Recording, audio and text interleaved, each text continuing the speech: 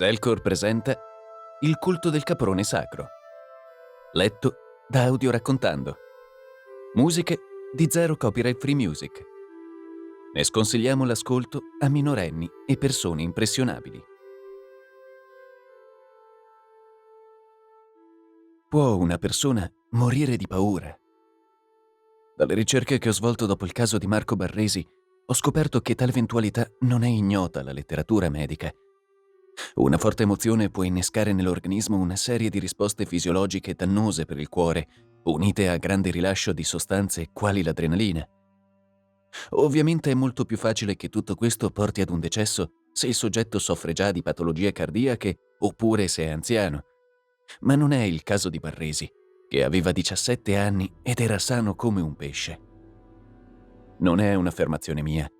Il suo stato di salute è avvalorato dalle frequenti visite mediche alle quali si sottoponeva, essendo il miglior attaccante della squadra di calcio locale, e anche l'autopsia svoltasi in seguito alla morte ha confermato l'assoluta perfezione del suo cuore prima che esso cedesse a una violenta aritmia. Genitori e familiari non si capacitano, come era logico attendersi. Si è mai sentito di un ragazzo forte e sano che muore di paura? Eppure, altre spiegazioni non ne sono state trovate. Io sono stato fra i primi a vedere il corpo insieme ad altri colleghi dell'Arma dei Carabinieri. All'inizio ho pensato a una compravendita di sostanze illegali finita male, perché altrimenti Barresi si sarebbe trovato nel bosco da solo. Il corpo era in pieno rigor mortis, addirittura coperto di brina, il che significava che si trovava lì dalla notte precedente. Ricordo bene l'espressione del suo volto. Era congelato in uno sconvolto sbigottimento, gli occhi spalancati, la bocca ancora schiusa, in un urlo che ormai solo i morti possono udire. Ne ho visti molti di cadaveri purtroppo, ma nessuno è stato sgradevole quanto quello, a dispetto del fatto che, come scoprimmo, era perfettamente integro e privo di qualsivoglia ferita, eccetto le abrasioni e i tagli compatibili con una fuga attraverso gli arbusti che foderano le sponde del fiume. All'obitorio è venuto fuori che aveva la biancheria intima piena di feci e zuppa di orina. Qualcosa lo ha terrorizzato fino a fargli perdere il controllo degli sfinteri. Seguendo a ritroso le impronte che le sue Reebok hanno impresso sul terriccio scappando, abbiamo raggiunto un luogo poco distante che contribuiva ad aggiungere inquietudine al fatto stesso. La vecchia casa abbandonata appena fuori dal centro abitato. Già. Perché si è recato lì in piena notte? Doveva incontrarsi con qualcuno. Davvero un luogo particolare per un appuntamento. Sono anni che circolano storie spaventose su quel fatiscente edificio e per quanto si tratti delle normali dicerie che proliferano intorno a luoghi simili, è chiaro che abbiano sempre avuto il potere di tener lontano i ficcanaso.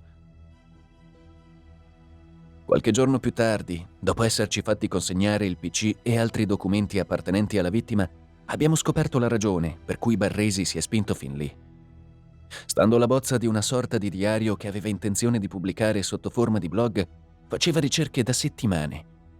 Non tanto sulla casa in sé, piuttosto su ciò che era stato edificato lì secoli prima e sul terreno di quella zona. Naturalmente non mancammo di trovare stampe di vecchi articoli del Corriere della Sera riguardanti la strana follia che contagiò gli abitanti della casa nel dopoguerra. Poteva anche essere giovane, quel Barresi, ma ha scavato come un ricercatore consumato. Era riuscito chissà come a risumare dal passato persino testimonianze di partigiani che bazzicavano quelle campagne per sfuggire ai fascisti e memorie ancora più antiche. Tante voci che sembrano urlare tutte la medesima cosa. State alla larga da questo posto. Un vero peccato che Marco Barresi non abbia colto il messaggio.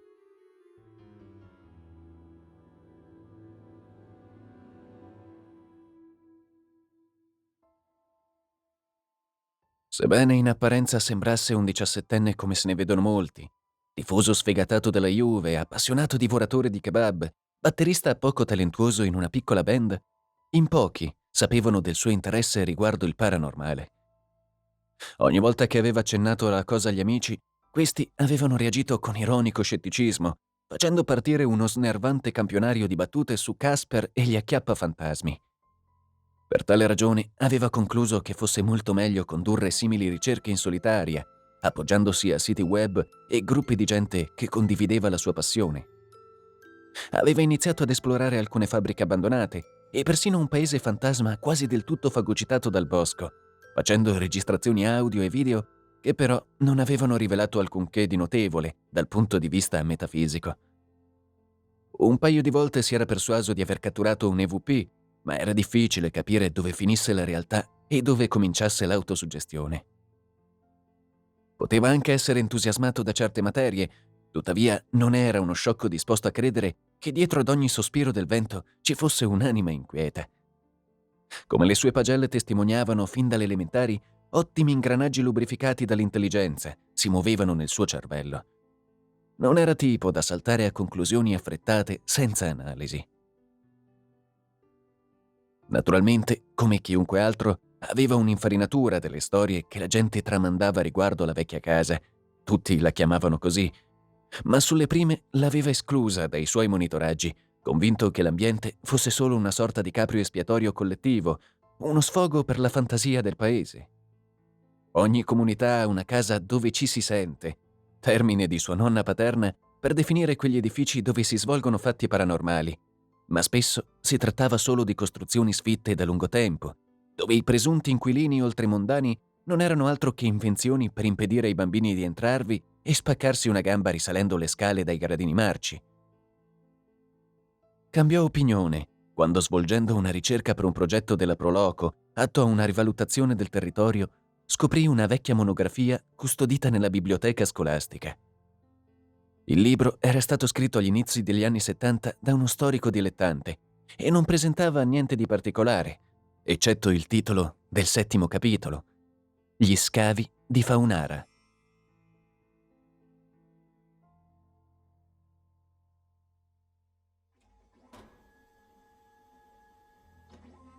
Dopo che Marco ebbe premuto il pulsante, la fotocopiatrice si animò con una serie di stridori elettronici, vibrando come una lavatrice in funzione. Da sotto il coperchio, la luce attinica del neon passò avanti e indietro sotto al libro che il ragazzo stava fotocopiando. Le stampe scivolarono fuori dall'apparecchio con un lieve ronzio, fragranti e tiepide, e Marco le studiò per sincerarsi che fossero ben leggibili. Le immagini del libro erano in bianco e nero, proprio come le stampe che teneva in mano, ma i dettagli si vedevano perfettamente. Era una serie di fotografie scattate all'inizio degli anni '20, ovvero quando alcuni agricoltori, bonificando e scavando in una zona boschiva non distante dal fiume per realizzare orti e pollai, riportarono alla luce quelli che sembravano i basamenti di antichissime costruzioni. Nei mesi seguenti, il terreno restituì altre testimonianze dell'insospettata presenza di un oppido di epoca romana che gli esperti datarono approssimativamente al 144 a.C., probabilmente decaduto in seguito alle incursioni dei barbari, come accadde a molti altri villaggi simili sorti lungo la via Postumia. Affiorarono 2 vie lastricate e nel congiungersi davano origine al foro, diverse abitazioni e persino un anfiteatro. Oltre a questo, gli scavatori avevano fatto incetta di vari reperti, tutti inviati al Museo delle Antichità di Torino. Marco si allontanò dalla fotocopiatrice, prendendo posto su uno dei lunghi banchi azzurri tra gli scaffali di metallo della biblioteca. Erano quasi le 4 del pomeriggio. Il locale era deserto. La luce smorta del pomeriggio di fine febbraio filtrava dalle finestre, proiettando sul pavimento di mattonelle bianche e nere le ombre sottili delle inferriate. Marco si trovava lì dopo aver finito le ore di rientro scolastico e ne aveva approfittato per fotocopiare le pagine di quel capitolo così curioso. Iniziò a studiare le immagini, leggendo le didascalie sottostanti. A quanto pareva, lo sforzo degli archeologi aveva tratto dal sottosuolo un paio di strumenti astronomici di pietra a forma di disco, alcune erme di marmo, vasellame, lucerne, ma accanto a ciò che si poteva usualmente rivenire in simili circostanze, ci furono pure oggetti molto più strani, come per esempio alcuni pinaches che sembravano raffigurare una cerimonia di uomini e donne danzanti attorno ad un satiro che suonava l'aulos, probabilmente il dio Pan. Non furono i soli reperti a sfoggiare un soggetto simile. Venne trovato dipinto su alcune anfore, dove pareva ballare attorniato da figure umane appese a testa in giù, mentre altre raffigurazioni di satiri spiccavano in rilievo su frammenti di capitello attorniati da viticci. Non distante dalla zona degli scavi, inoltre, altre persone scoprirono parti di statue che parevano realizzate a immagine e somiglianza del medesimo personaggio, la più pregevole delle quali era una testa cornuta di terracotta, modellata in un'espressione di feroce lascivia. Che nel luogo il culto di un dio agreste fosse molto attivo e sentito, trovava conferma in certi rari documenti custoditi in un monastero, risalenti al 1201, dove si dibatteva sull'ubicazione esatta dell'oppido chiamato Faunara. Secondo autorevoli studiosi, era possibile che il nome del villaggio derivasse dal fauno, dio romano accostabile al pan greco, e da ara, ossia altare. Dagli archivi del monastero non emersero altri riferimenti al luogo, che venne probabilmente occultato dall'oblio fino al suo ritrovamento negli anni '20.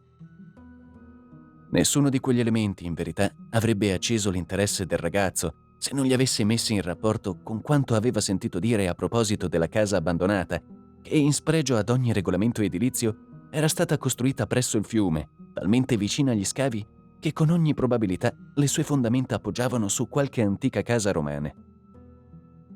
In effetti, dopo l'iniziale entusiasmo, la gente del posto perse interesse molto in fretta riguardo il ritrovamento.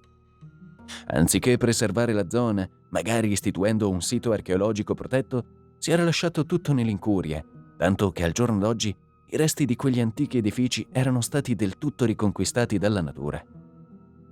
Nessuna meraviglia, quindi, che qualcuno avesse pensato bene di costruirvi una casa quasi a ridosso, forse con l'intento di realizzare una cascina o un casotto di caccia. Ma ciò che davvero generò stupore nel cuore di Marco fu comprendere che fino a quel momento nessuno aveva mai messo in relazione l'antico culto praticato lì millenni prima con la mattanza che si era svolta negli stessi luoghi negli anni '50, non molto dopo il termine della Seconda Guerra Mondiale. Fissò l'immagine che rappresentava il satiro danzante attorniato da corpi che penzolavano per i piedi dai rami. Chissà quanti secoli fa era stata realizzata. Eppure una cosa simile era accaduta molto più recentemente, motivo per cui la casa in riva al fiume e tutto il bosco che l'ammantava erano imbevuti di un'aura sinistra. Eccitato dalla prospettiva dell'indagine, Marco decise che avrebbe scavato più a fondo.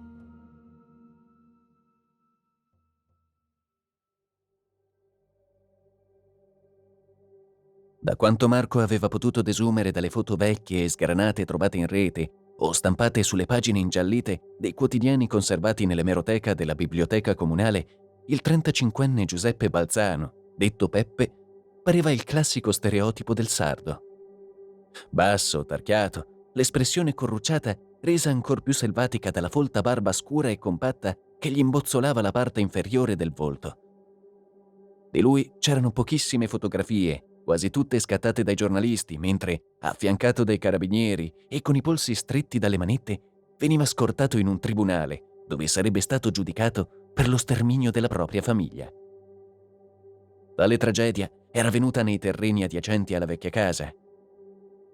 Marco conosceva la storia per sommi capi, a causa di un processo osmotico dovuto al fatto che essa veniva ripetuta sovente, quando si era corto di chiacchiere fresche. Gli articoli che trovò e lesse colmarono le sue lacune. Peppe nacque a Palau e fece parte dell'esodo di sfollati durante la Seconda Guerra Mondiale, lasciando la Sardegna e stabilendosi in Piemonte. Avendo a carico una famiglia numerosa ed essendo nullatenente, il comune gli aveva assegnato l'unica casa popolare disponibile, ovvero quella che sorgeva sulle rovine dell'Oppido romano. L'edificio, all'epoca dei fatti, era poco più che un rudere, ma la famiglia Balzano, abituata alla povertà e alle privazioni, si era insediata senza lamentele. Il capofamiglia aveva trovato lavoro in una carpenteria, arrotondando con una piccola produzione di salumi e formaggi gestita dalla moglie e dai 3 figli maschi. L'isolamento dovuto al fatto di abitare al di fuori del centro abitato, unito a quello provocato dal distacco etnico, aveva fatto affiorare un quadro di Peppe tutt'altro che lusinghiero. Di lui si diceva che fosse scontroso e permaloso, che reagisse con ostilità al vedere qualcuno nei pressi dei suoi possedimenti, che nessuno della sua famiglia partecipasse alla messa e che mettessero piede in paese in pochissime occasioni. La più piccola della famiglia, Angela, non fu mai iscritta alla scuola elementare. Di certo la gente era prevenuta nei loro riguardi e il malanimo si esacerbò dopo i delitti, Ma prima del tragico evento, alcune avvisaglie avevano dato a intendere che tipo di atmosfera regnasse in quella dimora nascosta tra gli ottani e le querce. Rosetta, la moglie di Peppe, era forse l'unica della famiglia che avesse deciso di uscire dalla bolla di isolamento, frequentando il bar e dando il suo aiuto in cucina durante le sagre estive. Alle poche donne con le quali era entrata in confidenza, aveva raccontato che il marito aveva iniziato a manifestare comportamenti decisamente anomali. Rincasava molto tardi, trascorrendo ore a girovagare senza meta nei boschi limitrofi, e quando tornava era sempre lercio di terriccio e fango, quasi avesse scavato il suolo. Talvolta aveva con sé strani manufatti di pietra e di terracotta che avevano l'aria di essere rimasti sottoterra per molto, molto tempo. Arrivato a quella parte del resoconto, il ragazzo ebbe un tuffo al cuore. Si chiedeva se Peppe Balzano non avesse rinvenuto altri manufatti romani nella sua proprietà, effigi che testimoniassero un antico culto di Pan.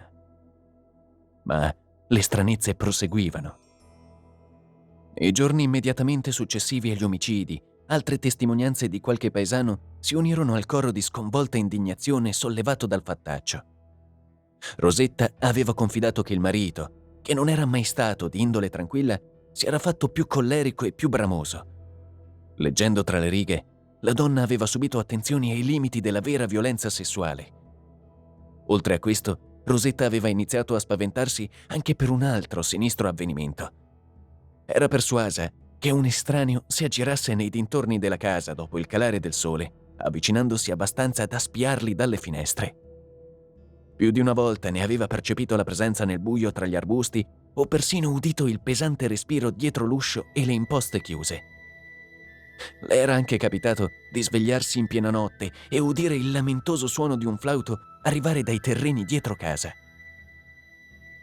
Leggendo quei paragrafi, gli occhi di Marco erano subito scattati alle fotocopie, osservando l'immagine dei pinaches sui quali spiccava la figura di un satiro intento a suonare l'aulos. Venne attraversato da un brivido.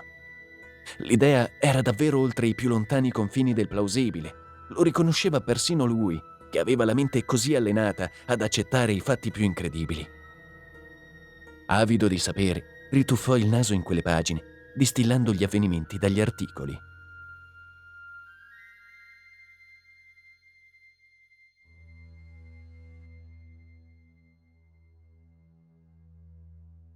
Il lunedì 9 giugno del 1952, Peppe Balzano non si era presentato alla carpenteria. Il suo datore di lavoro, sapendo che Peppe non aveva telefono, non aveva saputo come contattarlo. Il giorno successivo, come quello precedente, Peppe non si era recato al lavoro. Inoltre, sua moglie Rosetta, che avrebbe dovuto saldare un debito al piccolo negozio di alimentari, non era mai passata alla bottega. Solamente nel primo pomeriggio di mercoledì 11 giugno, qualcuno aveva deciso di attraversare il breve guado sul fiume, inoltrandosi nella porzione di boscaglia dietro la quale, come nascosta nell'ombra, la vecchia casa sorgeva immersa nel silenzio. Non molto dopo, i due uomini che si erano spinti laggiù erano tornati di corsa in paese, i volti paonazzi, i capelli dritti sulla testa. Uno di loro aveva persino subito un principio d'infarto, tanto era stato intenso lo shock di quel che avevano visto. Balbettando frasi a stento comprensibili, avevano riferito agli scioccati compaesani che tutti i Balzano erano stati assassinati in modo disumano. Alla luce degli avvenimenti successivi all'intervento dei carabinieri, tale affermazione si era rivelata leggermente imprecisa.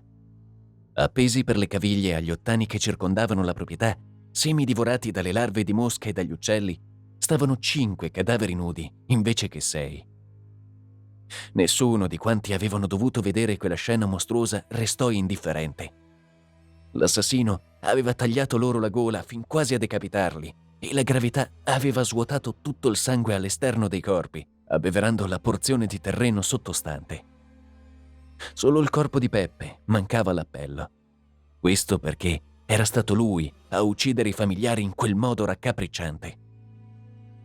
Era stato trovato non distante, a vagare in stato allucinato in riva al fiume, nudo e ancora ricoperto di una pellicola di sangue rappreso sulla quale banchettavano mosche e tafani.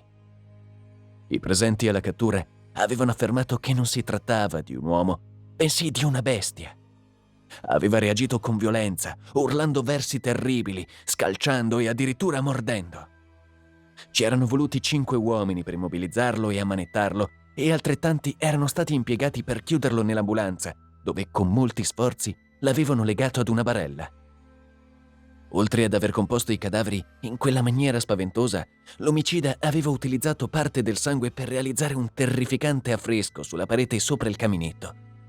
Per quanto le avesse cercate, Marco non aveva trovato fotografie che lo raffigurassero, ma veniva descritto come un umanoide danzante, con corna aguzze che emergevano dal capo e zoccoli al posto dei piedi. Ovviamente la comunità di allora aveva dato per scontato che Balzano, ubriaco dalla malvagità, avesse voluto suggerire che le sue azioni fossero state ispirate dal diavolo, ma il ragazzo era certo che quel graffito non c'entrasse affatto con la religione cristiana. Da quel momento la salute mentale di Peppe era rimasta sotto la soglia della normalità.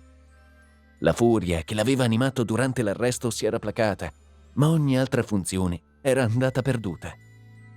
Era stato pertanto impossibile interrogarlo e capire le motivazioni dietro quella strage in apparenza senza scopo.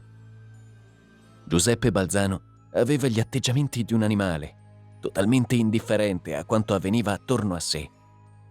L'opinione pubblica era stata dell'idea che fingesse per evitare una pena severa, ma gli esperti che avevano tenuto colloqui con lui avevano smontato questa tesi per affermarne una di gran lunga più sconvolgente, per quanto vera. L'uomo era totalmente, irrimediabilmente impazzito. È impossibile decidere se tale follia l'avesse colpito prima o dopo i crimini. Fatto sta che di fronte a una demenza tanto profonda e devastante, la medicina era impotente.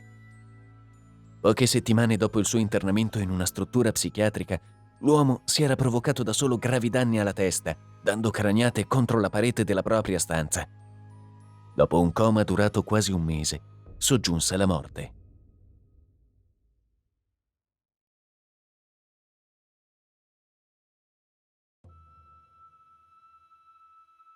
Per quanto Marco lo reputasse incredibile, nessuno aveva mai relazionato l'inaudita e inspiegabile follia commessa da Peppe Balzano con quello che veniva identificato come il culto del caprone sacro. Questa corrente religiosa non creava concordia fra gli studiosi del mondo classico, anzi, la maggior parte riteneva che le poche fonti frammentarie e traballanti fossero inadeguate per basare qualsivoglia teoria a riguardo. Nondimeno, una tenace minoranza portava avanti da anni l'idea che, in alcune aree circoscritte, avesse proliferato una dottrina di stampo agricolo che ebbe eco in varie zone d'Europa, caratterizzata da rituali molto violenti e persino da sacrifici umani. Le scarse monografie sull'argomento, redatte per lo più da studiosi tedeschi, mettevano in connubio la consacrazione dei campi per mezzo del sangue, come in una sorta di tributo alla terra. Tali attività erano svolte con il benestare di numi agresti, quale Fauno e Pan, figure tradizionalmente collegate alla pastorizia e alla fertilità.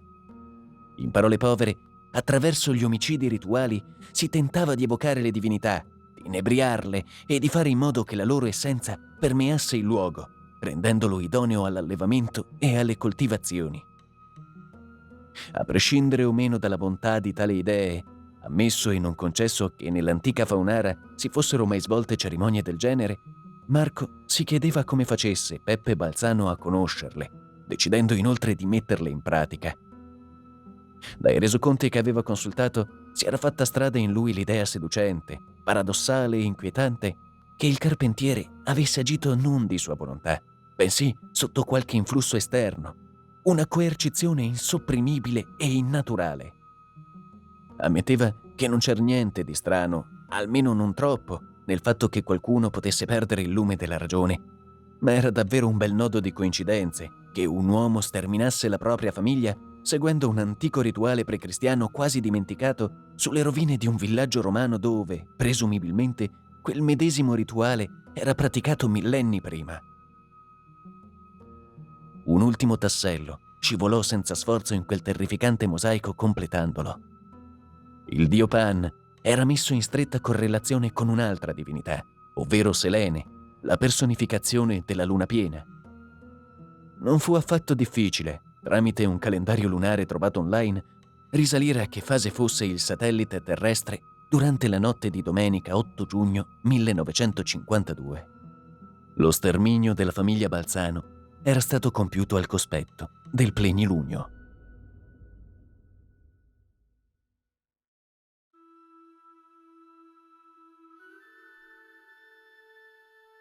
Nei giorni precedenti alla visita della vecchia casa, l'eccitazione era al massimo.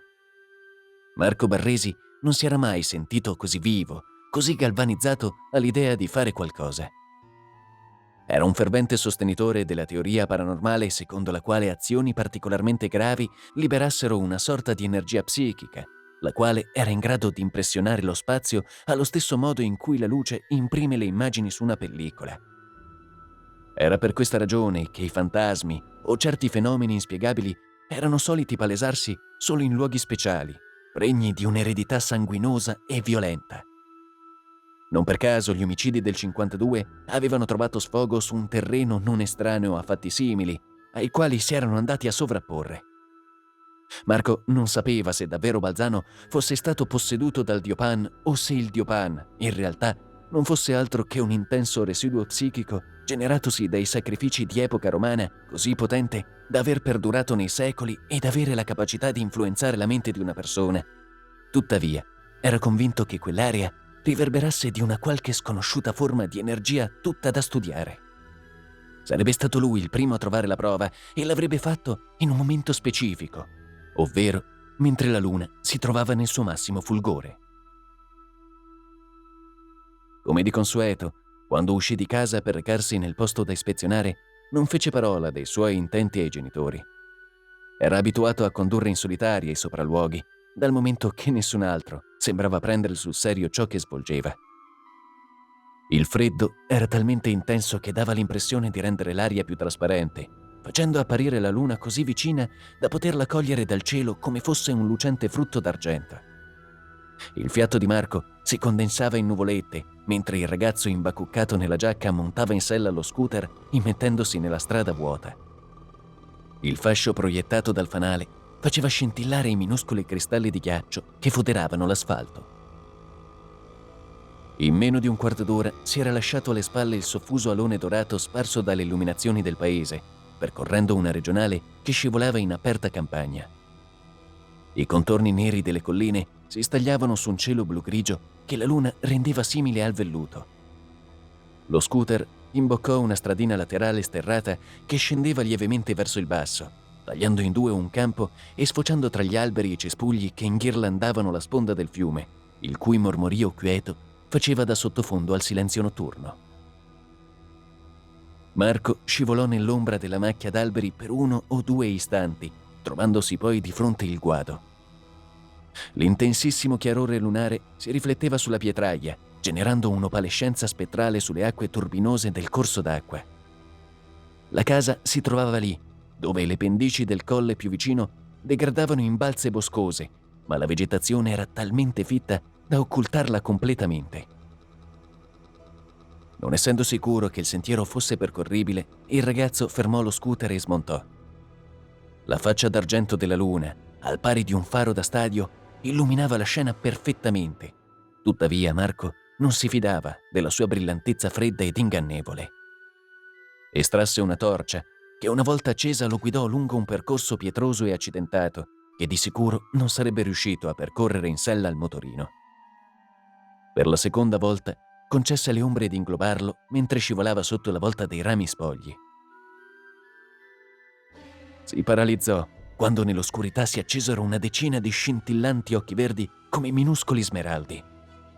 Nel chiarore della torcia indovinò un paio di grandi corna che si levavano in alto, coronando un allungato muso caprino, e un'ardente palpitazione di terrore gli scoppiò sotto le costole, mozzandogli il fiato, prima di capire che si trattava solo di un piccolo gruppo di daini. Più spaventati di lui, gli animali uscirono dalla macchia e Marco ne vide le agili sagome sotto la luna, mentre attraversavano rapidamente il fiume. Con un sospiro di sollievo, il ragazzo riprese a camminare, la torcia sollevata, sicuro che entro breve avrebbe visto il raggio di luce rischiarare la facciata della vecchia casa. Se fosse stata primavera, l'ambiente sarebbe stato animato dal coro dei grilli e degli uccelli notturni, ma, a parte il liquido bisbiglio del fiume che si indeboliva alle sue spalle, Marco non udiva che il silenzio. Trovò del tutto normale sentire i brividi dell'inquietudine fremere sotto l'eccitazione. Faceva parte del gioco. Dopotutto, non soltanto si trovava da solo nel bosco in piena notte, ma si stava pure avvicinando a una zona teatro di 5 orribili omicidi. Poteva solo immaginare cosa dovessero aver provato i primi che avevano posato lo sguardo sui corpi lordi di sangue di Rosetta Balzano e dei suoi 4 figli penzolanti dai rami, avvolti nel sudario nauseante delle larve e degli insetti. Di colpo, la vecchia casa era di fronte a lui.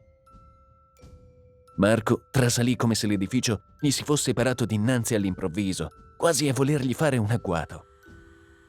Alberelli e arbusti erano cresciuti a ridosso della facciata, sulla quale si era arrampicata una gigantesca pianta di edera. Il cono lucente della torcia, scivolando sull'edificio, ne rivelò i particolari in tutta la loro decadenza. L'intonaco si era sgretolato in più punti, facendo affiorare le sottostanti pietre di costruzione, mentre le persiane che occultavano le finestre del piano superiore erano orfani di parecchie lamelle.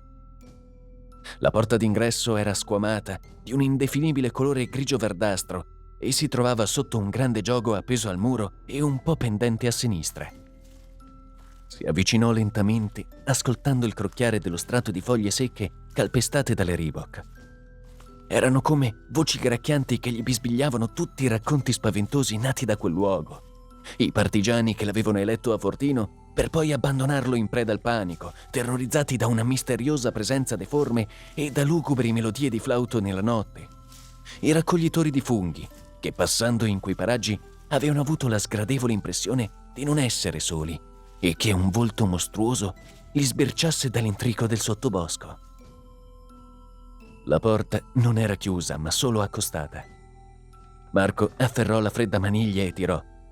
L'uscio si spalancò a fatica, facendo attrito sui cardini incrostati dai quali si levarono proteste stridenti. Insistendo, il ragazzo aprì la soglia abbastanza da poter sgusciare nell'atrio puzzolente di chiuso, di marciume e di muffa. Sotto la luce della torcia che impugnava, si presentava il classico sfacelo di una casa lasciata a se stessa da decenni. Umidità e infiltrazioni avevano maculato le pareti, creando bolle ovunque. Le ragnatele erano così spesse da somigliare a macilenti festoni di Natale sotto i quali Marco fu obbligato a passare, chinandosi in avanti.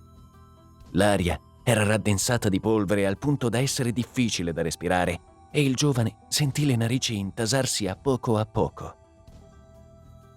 Al piano terra c'erano solo un bagno claustrofobico, una minuscola cucina e un salottino, dal cui angolo partiva la base di una scala a chiocciola che si avvitava fino al soffitto. Al giovane esploratore venne da chiedersi come potessero 6 persone convivere in uno spazio così ristretto. Tutto pareva congelato ai primi anni 50, dando un senso di straniamento temporale. Marco alzò il braccio, puntando la luce prima sulla bocca scura del caminetto e poi sopra di essa, sulla forma triangolare della cappa. Era lì, stando alle cronache, che Peppe aveva tracciato la sua macabra opera d'arte. Tuttavia, se era stato così, qualcuno doveva aver coperto l'orrido graffito con una mano di pittura o di intonaco, dal momento che non riusciva a vederlo. Si avvicinò di 2 o 3 passi e il cerchio luminoso proiettato contro la parete si dilatò lentamente. C'erano solo i segni che il tempo e l'incuria avevano impresso sulla struttura. Iniziò a domandarsi se la faccenda del disegno con il sangue non fosse una leggenda metropolitana, una falsa notizia che qualche buontempone in vena di scherzi di cattivo gusto aveva spifferato ai giornalisti.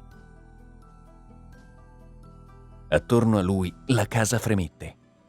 Udì un cigolio legnoso all'esterno e un suono flautato che scivolava da qualche parte sopra la sua testa. Trasalendo per una scarica di panico, Marco fece guizzare la torcia ovunque, ma concluse che si era trattato solo di un colpo di vento. A conferma, vide le foglie svolazzare attraverso il rettangolo della porta lasciata aperta, dalla quale veniva anche il rumore dei rami che si agitavano. Un po' più sollevato, ma con il cuore che seguitava a galoppargli sotto il pomo d'Adamo, Marco girò su se stesso, illuminando ancora la parete sopra il caminetto. Questa volta il panico fu lancinante. Sotto i suoi occhi strabuzzati, una grande chiazza scura stava trasudando da sotto l'intonaco, quasi che una serie di mani invisibili pennellassero insieme con una vernice rosso brillante, componendo lo schizzo di una sagoma umana dalle membra avvinte negli spasmi di una danza. La testa era ornata di corna, mentre dalla vita in giù le sembianze umane lasciavano posto a quelle di una capra. Nello stesso istante, un nuovo odore si diffuse sopra quelli che impregnavano l'aria fredda trattenuta dalla vecchia casa, un odore che Marco aveva già avuto modo di annusare entrando in certe macellerie. Soffocante, dolciastro e greve, il genere di sentore che ti si ferma in fondo alla gola come un blocco gelatinoso. Odore di sangue. Mentre i sensi del ragazzo venivano scudisciati da questa consapevolezza, la torcia che stringeva nella mano tremante iniziò a sfarfallare, creando una rapida alternanza di luce e buio, per poi spegnersi con un lieve schiocco elettrico. Dalle labbra del ragazzo sfuggì un singulto di terrore. Accecato dalle tenebre che gli erano calate addosso all'improvviso, prese a far scattare spasmodicamente il pulsante, ma non servì a rianimare la torcia. Fu allora che, alla prima ondata olfattiva, se ne aggiunse una seconda. Un olezzo appiccicoso, selvatico e pungente, il genere di puzza che si leverebbe dal pelo sporco e unto di un animale. Anche stavolta il cervello di Marco sapeva incasellare correttamente quel che il naso gli inviava. Era l'odore acido di una capra. Da tergo provenne il suono lamentoso di un soffio che scivolava attraverso due lunghe canne forate, sapientemente modulato da abili dita. La musica arcaica di un flauto. Il terrore fu tale che Marco ebbe l'impressione che la sua cute si arricciasse e staccasse dai muscoli. Il suono che gli sfiorava le orecchie non proveniva dall'esterno, ma da dentro la casa, da un punto leggermente sopraelevato, la cima della scala a chiocciola. La paralisi indotta dallo shock si spezzò solo quando a questa melodia tetra si unirono tonfi pesanti, come se un uomo con indosso scarpe di legno stesse scendendo i gradini. Senza neanche gettarsi uno sguardo sopra la spalla, Marco saltò verso la porta. Questa prese a chiudersi mentre le correva incontro, ma il giovane era abituato agli scatti sul campo di calcio e riuscì ad attraversarla prima che lo intrappolasse. Affannato dalla paura, con la sensazione che il cuore gli stesse rimbalzando per tutta la gabbia toracica, Marco corse nel buio quasi totale, cercando di non perdere l'orientamento. Fece scivolare ancora il pollice sull'interruttore della torcia e stavolta un raggio luminoso trapassò l'oscurità, abbagliando l'intrico dei rovi e dei tronchi degli alberi. Individuato il sentiero, Marco riprese a correre.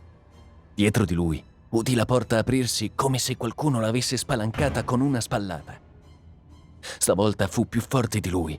Si volse rapidamente, giusto il tempo per indovinare nelle tenebre una sagoma ancor più scura del buio stesso, enorme e amorfa, che ricambiò lo sguardo attraverso due occhi che ardevano di una spaventosa luce giallastra.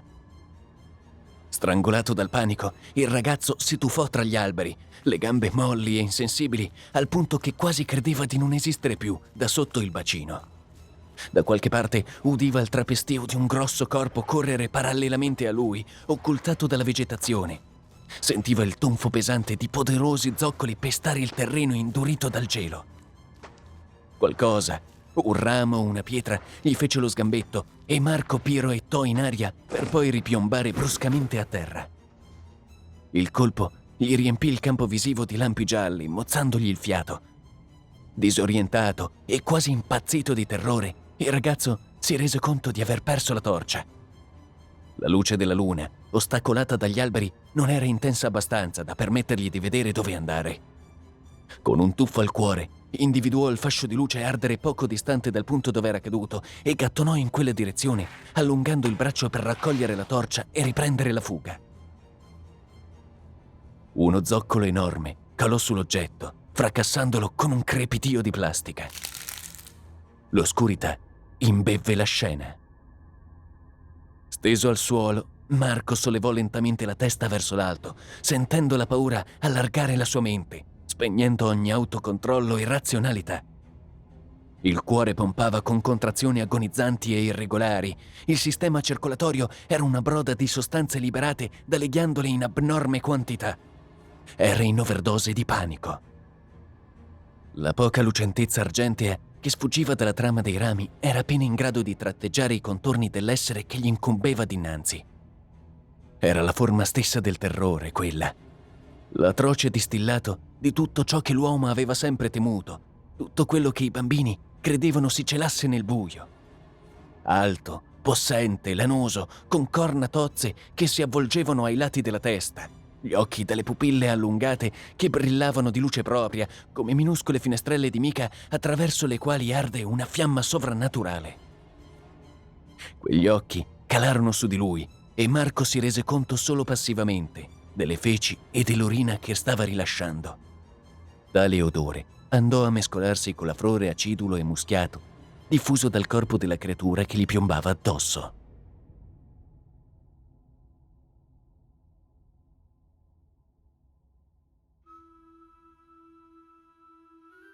Non sono superstizioso, ma certi crimini possiedono un eco che dura nel tempo e che talvolta pare farsi sentire con forza maggiore. Se qualcuno ha la sfortuna di trovarsi nei paraggi mentre quel suono rimbomba dal passato, capitano brutte cose. Cose come quelle capitate a Marco Barresi, per fare un esempio. Alla stampa abbiamo detto il minimo indispensabile, che intessano pure la loro malefica ragnatela di teorie e complotti. Lo farebbero in ogni caso. Anche con la famiglia Barresi abbiamo deciso di essere laconici. Che senso avrebbe avuto aggiungere ulteriore sconcerto al loro lutto? La morte di un figlio è spaventosa. Spero solo che tale ferita un giorno possa guarire. Ne dubito, ma ci spero. Era coraggioso quel Barresi, glielo concedo. Stupido forse, ma del resto chi non è stupido a 17 anni? Chi a quell'età non si è mai lasciato sedurre dal canto delle sirene dell'ignoto? Spesso sono solo versi indistinti, riflessi di leggende, ma talvolta chi li segue si trova di fronte a qualcosa che non è fatto per essere visto da occhi umani. Proprio come la cosa che ha lasciato sul terreno quelle grosse, profonde orme di zoccoli, tanto per dire. Sarebbe stato nostro dovere fare i calchi col gesso, fotografarle e prenderne nota nei rapporti, ma abbiamo deciso di comune accordo di non farlo. Non è certo stata una capra ad uccidere Marco Barresi, dopo tutto. Anche se dubito che quelle impronte appartengano ad un animale. Quale bestia fa spuntare fiori in pieno inverno nel punto dove posa la zampa? Nessuna che io conosca o sulla quale abbia voglia di indagare. Conserveremo la ricerca di Marco e faremo in modo che sparisca. Apparirà come l'ennesima incompetenza di noi carabinieri, qualche altro argomento per l'ennesima barzelletta, ma sta bene così. Meglio che nessuno legga quelle pagine, o potrebbero esserci altre strane morti. Quanto vorrei che quella casa venisse rasa al suolo. Quanto vorrei che non avessero mai scoperto le rovine di quel posto maledetto.